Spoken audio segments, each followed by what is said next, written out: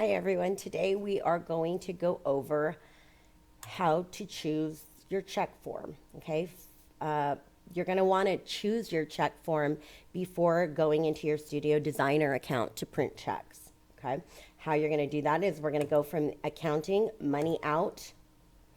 I'm just going to go ahead and pretend we're going to write a check to Amex, okay?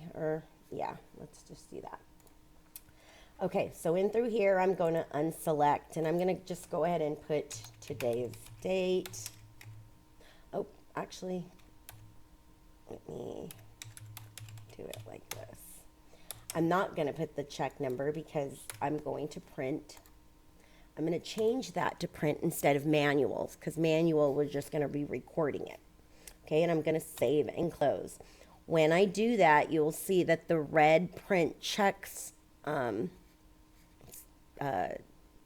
is there. Okay, what you're going to do is you're going to go ahead and click print checks. Okay, now it's going to say export to PDF, send via email.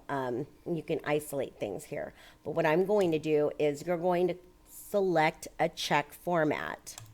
And in this case, I'll take the first one and I'm going to preview it. Okay.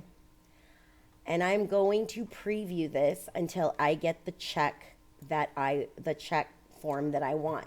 I might save that so I can line it up or really print it against my check format.